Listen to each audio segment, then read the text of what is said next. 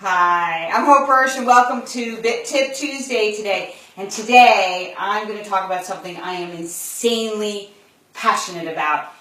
And I think maybe it's misunderstood or you don't know all the parts of it. So I have 5 things I'm going to reveal, see, above me, and we're going to talk about it today. So today, what we're talking about is horse respiration, how horses breathe, and why it's so incredibly important to how you ride them. And this is an amazing subject that I think is underestimated in your training regimen. And I'm going to tell you some stuff that'll blow your mind.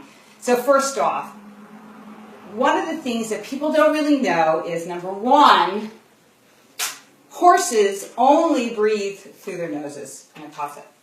Oh, there it goes.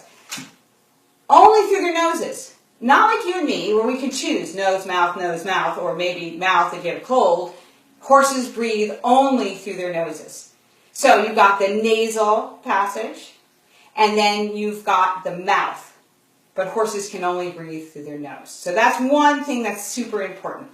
So if you close off their nose for a long time, you've got a dead horse. So we're going to try to explain to you, I'm going to try to explain to you how shutting down a horse's breathing will really mess up your training. So the next thing that you need to understand is the soft palate. The soft palate is, this is the cool word of the day, a musculomucosal sheet. Yeah, what's that mean? It is a muscle, a sheet of muscle that measures about 6 inches long, is about 3/4 of an inch wide, and that separates out the nasal passages and the mouth on a horse up at the top. You've heard of horses flipping their palate, right? And then having to have surgery on that. So that's this little membrane thing, it's like a muscle, that closes off when a horse is swallowing and opens up the rest of the time so they can breathe. So let's talk about this. A horse swallows food, chomp, chomp, eat, glunk, and just like you, swallow together, everyone. Your tongue goes to the back of your throat and pushes the food down into your stomach. Down through and into your stomach. Same as a horse. So when your tongue goes to the back and pushes, what it does is it shuts off the horse's breathing. Because we don't want food in their lungs. It like clamps it off. The food goes down to their stomach. Horses can't breathe and swallow. So when their tongue is up in their throat, they don't breathe well. The passage that's at the top of a horse's throat before it goes down their neck is only about like this wide.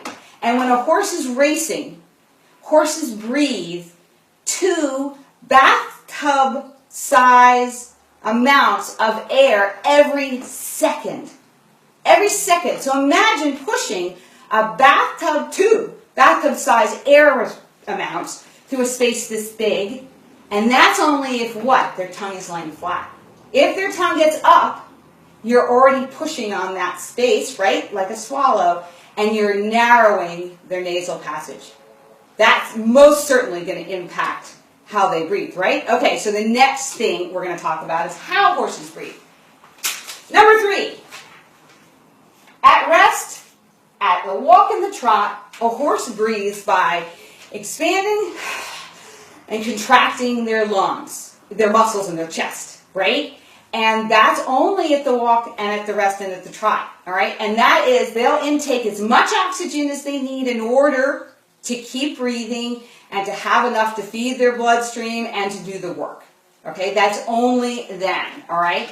Then we get to the next thing, right? Number 4, I'll move over. At the canter and the gallop, horses breathe not from expanding and contracting their chest, but from their diaphragm only. The diaphragm only. Well, how can they do that? The big idea of the day, really important, but I'm not getting to that yet. Wait a minute. Number 5, okay. Horses take 1 breath for every stride at the canter and the gallop. And we all, let me drop my papers, know the sound. When we're cantering, right? That's the canter sound. Guess what? It is not a voluntary action. You cannot increase or decrease or change your horse's breathing structure during cantering and galloping. It is involuntary. It's called something really cool. This is my big idea today. Respiratory locomotor coupling. That means that a horse must take a breath every stride. It is how they're designed. You can't change that. It's how they're designed. So the faster you go, galloping faster, the faster they breathe. So then their breaths increase. You cannot go slow and get them to breathe fast, and you cannot go fast and slow their breathing down. It is biologically timed through their system, and you can't change that. So why do I care? Like, why is this making me crazy that people don't get it? And I'll tell you why. You put something in a horse's mouth that pinches, and their tongue goes up. You can see through plenty of horses' mouths. So whether you're doing dressage, or whether you're jumping, or whether you're galloping a racehorse, at the canter, that horse's tongue better darn well be down. Now, humans swallow 3, 4, or 5 times a minute, and horses swallow once or twice a minute. And their tongue goes up and down, just like yours. And you better believe that tongue better get down and relax. So when you put a bit in a horse's mouth, it can only do one of two things. And this is Dale Myler's thing. He says a bit can create relaxation or evasion. So if your horse's tongue is evading the pain and it's up in their throat, you're cutting wind. And why do they do that? Because horses rather not breathe than have their tongues in pain. Not breathe. Now, it's not completely not breathing because some air is getting through, but guess how much faster your horse will go? Guess how much better your horse will be if their tongue stays down. Now, there are those of you out there that tie your noses shut, right? Let's just tie your horse's nose shut because that will close his mouth. You're right. It will close his mouth. But I better believe that you can't see where their tongue is. And I bet you their tongue is still high in their throat. So again, you're getting lower oxygen levels in your horse. So think about it. Let's put something comfortable in their mouth so they can run faster, jump higher. Oh, and by the way, one last little thing I wanted to tell you. Horses hold their breath when they jump.